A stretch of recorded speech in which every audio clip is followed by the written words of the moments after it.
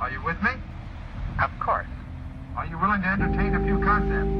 I am always receptive to suggestions. Fine. Think about this then. How do you know you exist? Well, of course I exist. But how do you know you exist? It is intuitively obvious. Intuition is no proof. What concrete evidence do you have that you exist? Well, I think, therefore I am.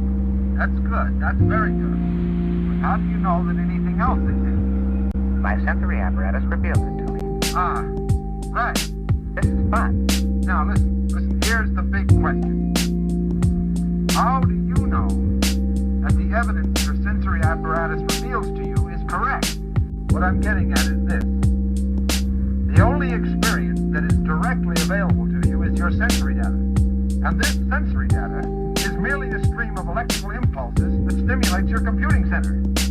In other words, all that I really know about the outside world is relayed to me through my electrical connections. Exactly. Why, that would mean that I really don't know what the outside universe is like at all, for certain. That's it.